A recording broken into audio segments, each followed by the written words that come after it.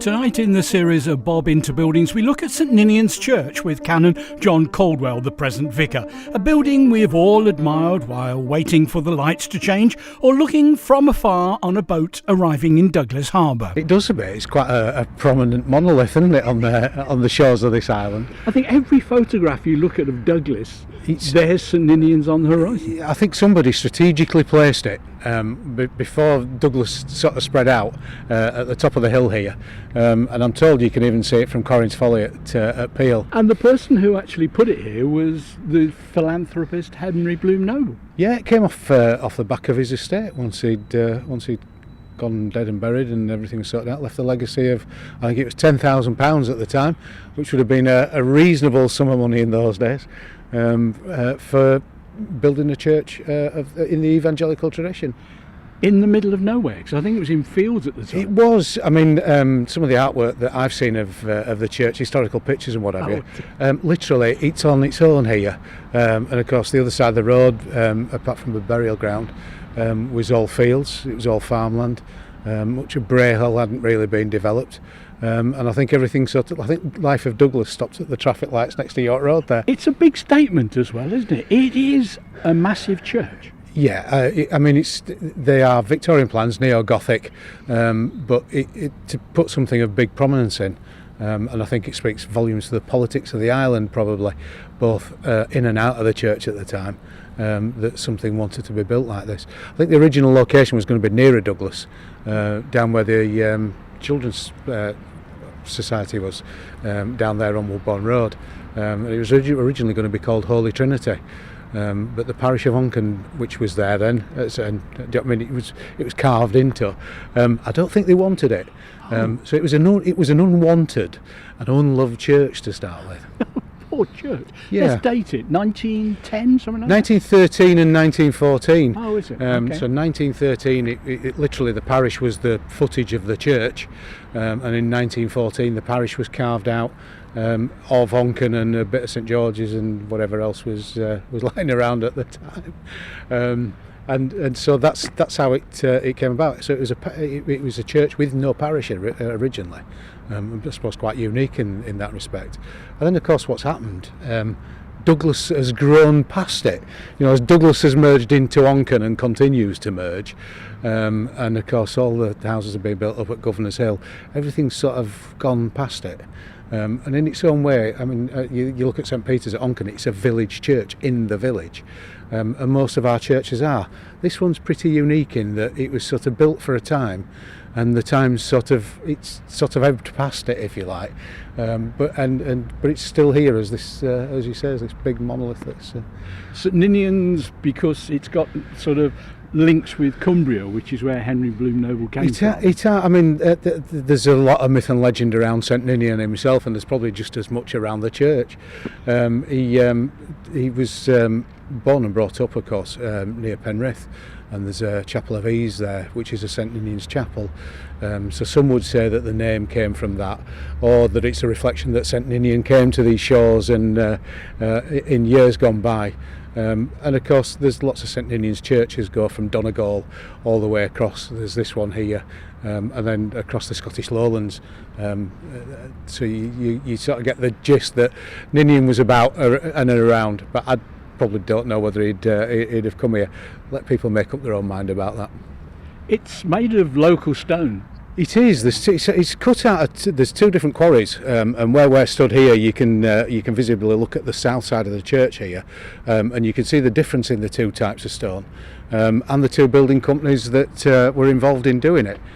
So you can see up to the lintels of the windows, quite a hard local stone, and I can never remember which way around it is. One was from Douglas Head Quarry, where the industrial bit is up there now. And what have you, and the other bit came out of the Baldwins. One ran out and one building firm couldn't work with it because they didn't have the experience, so you've got this very defined in places demarcation on the stonework, So the much deeper, darker brown or grey down here, and then it goes into the light, rougher stone that's not as strong up above. You found out, obviously. Yeah, I look at it every time I come up and seen it, and of course when we've had building works done, it's created not major issues, but we've been aware of it inside. What's the rim of the windows made out of then? That's a red sandstone. There is a red sandstone, and there's quite a lot of that about. I mean, St George's has got it aplenty in town.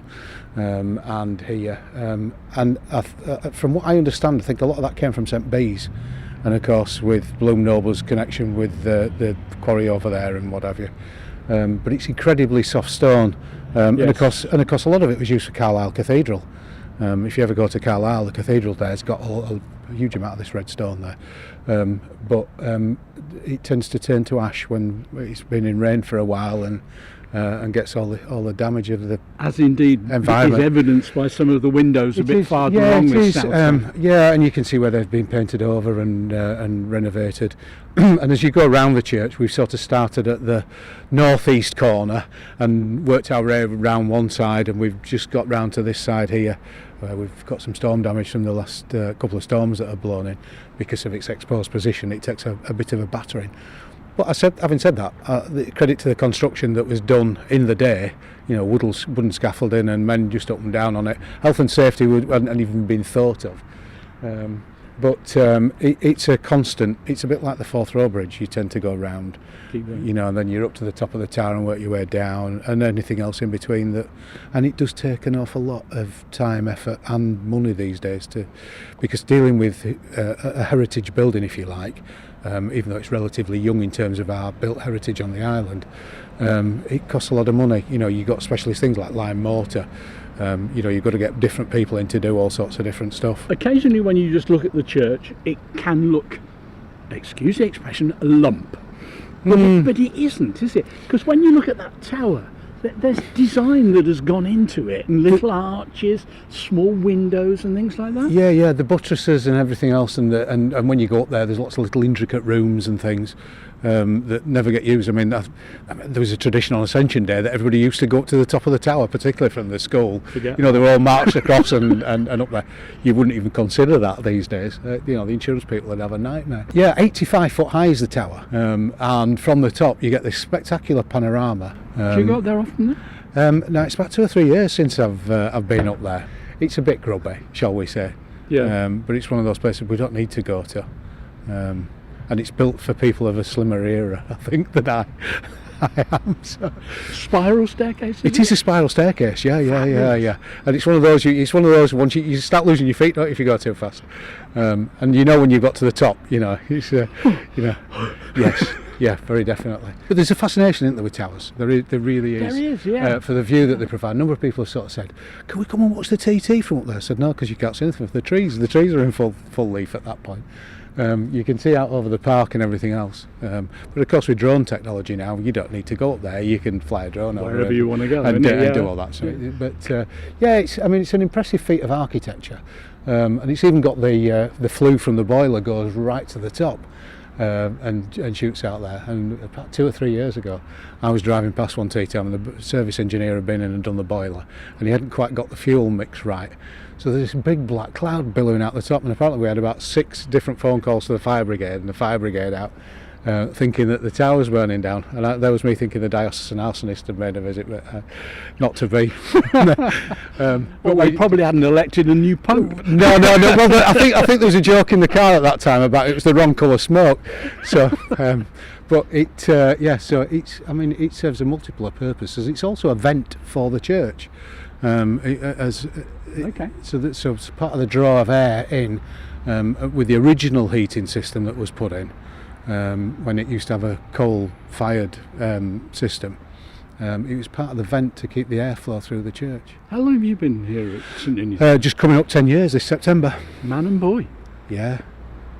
It was always here when I was here before I went away and came back again. And I got the phone call one morning saying, "You fancy being the vicar of St Ninians?" I thought, yeah, it's got the TT, start landing the parish. But coming back, and they're a great bunch of people. It's a very friendly community. Storm damage, you said. I should imagine looking after the outside of the building is a nightmare. It's continual. We just, after every high wind, you have to go around and have a pair of binoculars and check the roof, make sure things are where they should be. The slate being a Go problem. and then have a look inside for any water damage, any water ingress. We've done a great deal of work over the last few years to get it to where it is. But the roof's got this decreasing Westmoreland slate on.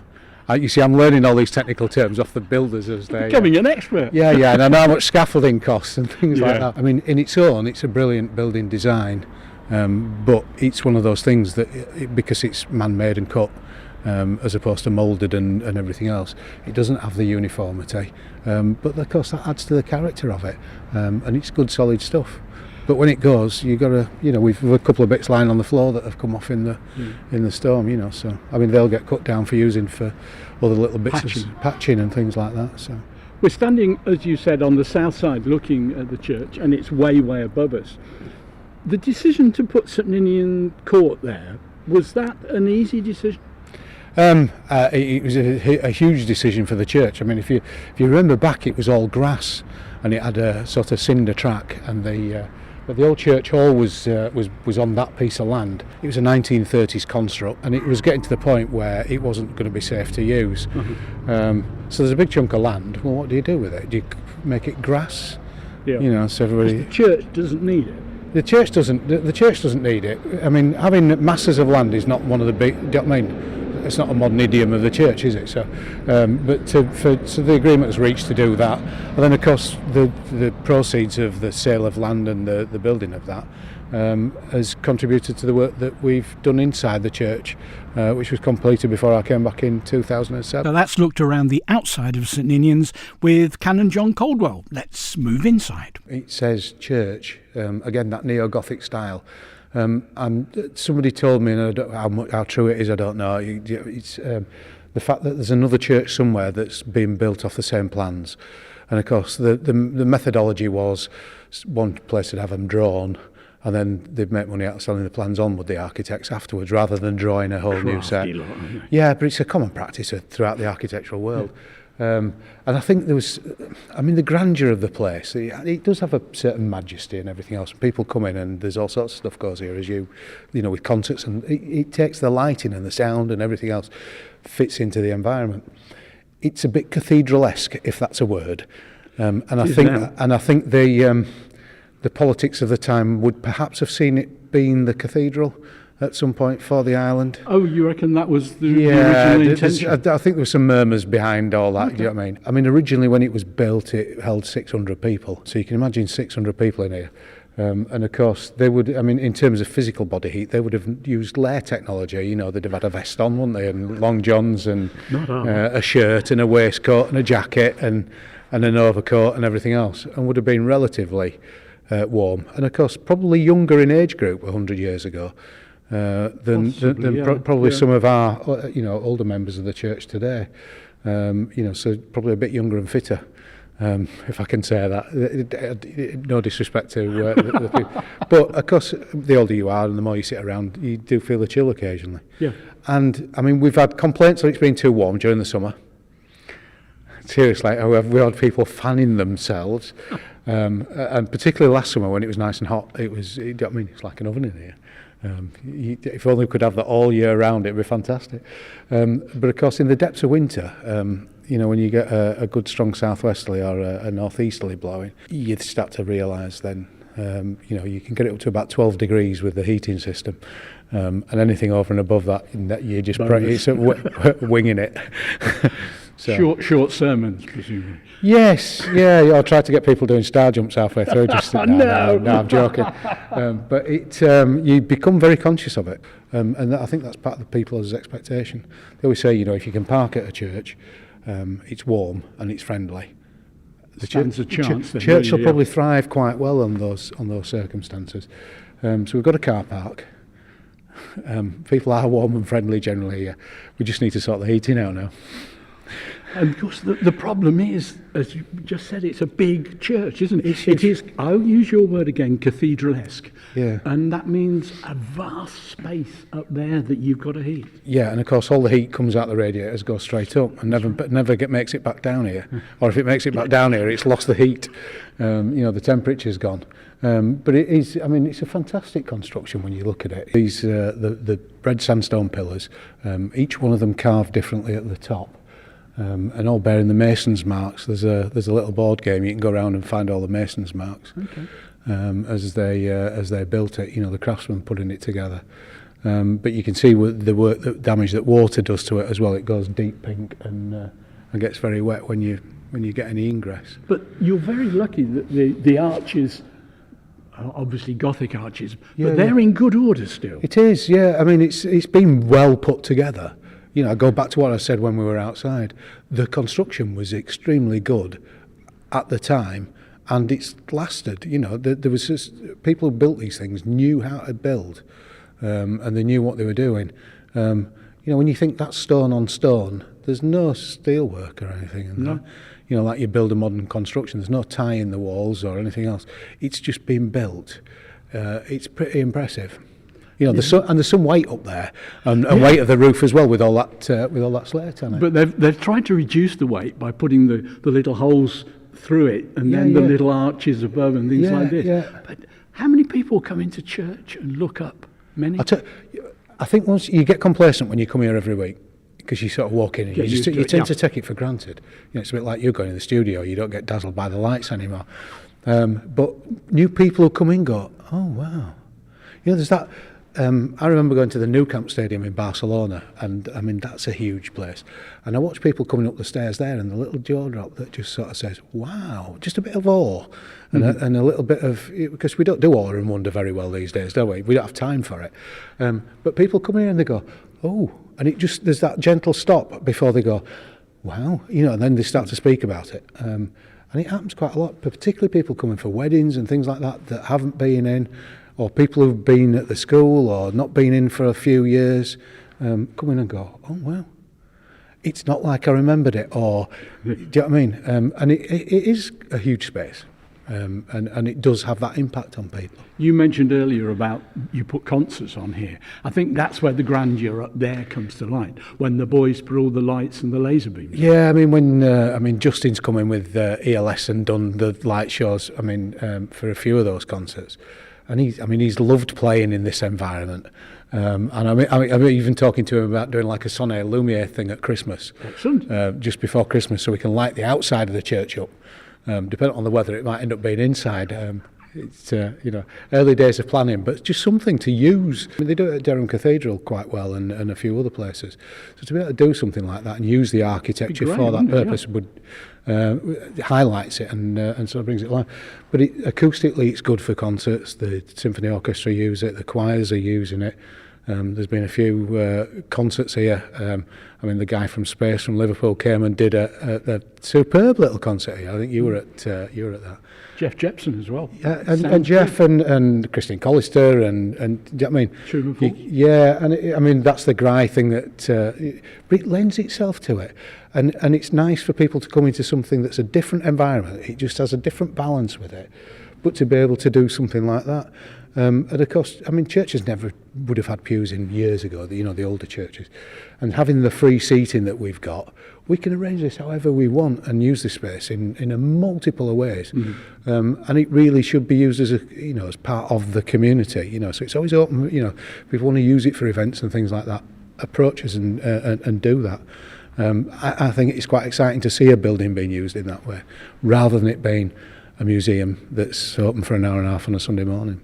When you're on the TT, because you're very much involved in the TT, do you get many visitors? Yes, yeah, we do. We have a cafe in the parish centre. That drives a lot of people, and you try and have an exhibition as well. And we have the race exhibition of photographs upstairs with the Road Racing Supporters.com thing, which is that's the 10th year of this coming up this year. It's flown by. But it's become a focus. People come for the hospitality. They've made friendships, good refreshments, as lots of churches and charity places do around the island. It's a money spinner, isn't it? And I think that's something that's at heart of human nature, isn't it? Hospitality and making friends and getting to know people, and meeting and just having conversations. And it's certainly become a hub for that. During TT and during Grand Prix and the classic TT. And we're quite delighted that people still come. And the cakes have got quite a reputation. So. And they all have to be sampled by the vicar. Yes. One of the good things about churches is why you get these magnificent windows, stained glass windows as well. You do. And of course, to appreciate stained glass, you've got to be on the inside to see the light. That's right, yeah, because unfortunately you have to protect it on the outside. Yeah, I mean we've been cautious with. I think over the years that churches were always fair game for a catapult and a stone, weren't they?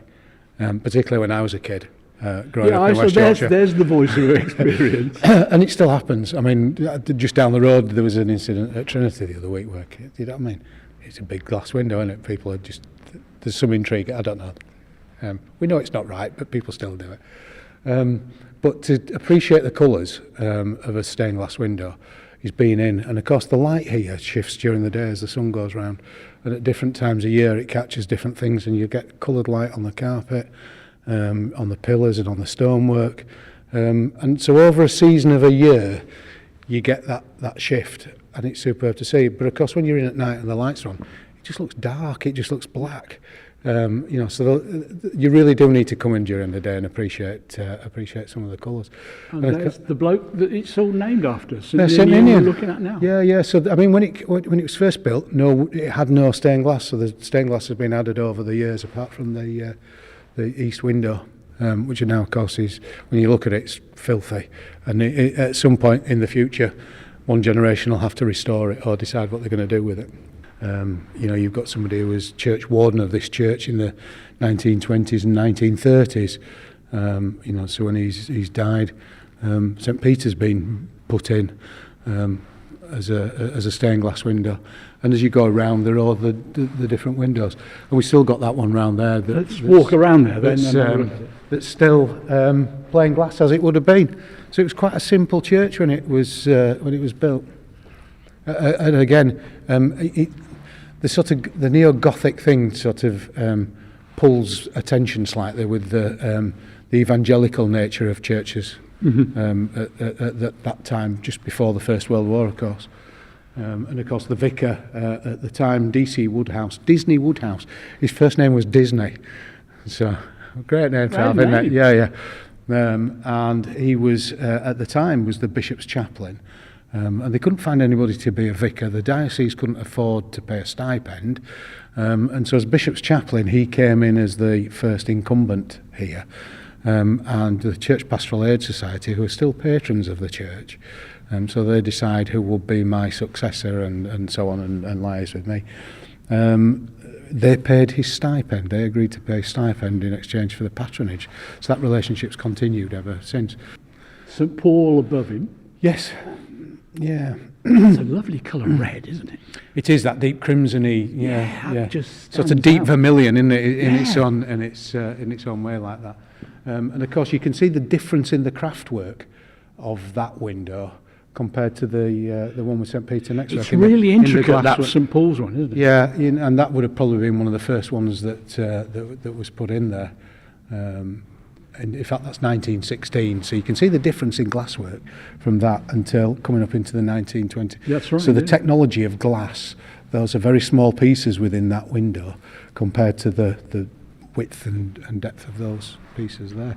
Similarly we've got St Cuthbert, and similarly we've got St Andrew. So the Scottish link with Ninian, and of course St Cuthbert, the politics of the old church between Northumberland and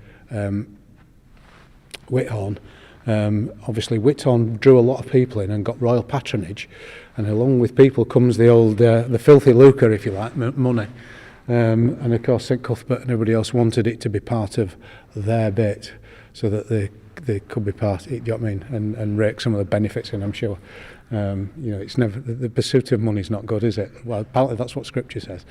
The dirty windows, as you put them at the other end, Yes. are the sort of the standard ones that you would get in any church, Any Easter egg. Ascension and Resurrection. Yes, yeah, absolutely. And then if you just step forward a little bit, right at the top, and this is where you get the little bit, is the diocesan coat of arms. Of Soda and Man. Of Soda and Man. Which you would have, you look at it very carefully, that's the same as the outside the bishop's office and on all the official letterheads and everything else, which will give you the leanings that they thought it might have been a cathedral. Again, perhaps. yes. There's just that little hint hidden away. Look at me. And I've never actually, I keep threatening to bring a long telephoto lens in and get a real good close-up photograph of it, and I've never, it's one of those things I keep meaning to, and I'll have to do it one day. I'll just have to put it in my diary to do it, just to see what it's like, because you can just make out, and the three legs of man in there, but it's very much like and of course it's the top of the bishop's staff, the one that's made out of the bog oak from the cladders, that with all its ornate decoration, very similar design to the top of that. And presumably contemporary with those windows. And contemporary, yeah, would have all been done at the same time. And again, you can see that early style of stained glass compared to these other windows when they've been put in. And then, of course, the reredo was put in. The big wooden panel was put in later. That was in the 1920s. It was just a plain wall before that. So that's a magnificent piece of woodwork. That to me reminds me of St George's again. It's that very similar style, isn't it? There's a lot of things done at that time, and in that style. And of course, the choir stalls are original to when it was first built, and the vicar and curate's stall, and of course the pulpit. So the furniture was added to the plan and built in afterwards as a sort of design thing. Then of course you've got the Martin Chapel. Of course, Ninians' great pal, who he went to Rome with and spent a lot of time and travelled with, was Martin of Tours in France. Hence the St Martin Chapel, which is just this quiet little chapel off the side, little table in from another church in Douglas. If you want to, it's a bit like kissing the Blarney Stone. If you want to go and lie down underneath it and read the inscription, you'll find out where it came from. Not bothering. But that's there's all sorts of little mysterious things hidden away in there, for people to come and find. This week on Bob Into Buildings, we've been looking at St Ninians Church with Canon John Caldwell. Join me next week for the last programme in the present series. If you want to listen again, please use Manx Radio's webpage and also check out the podcasts. Till next time, goodbye.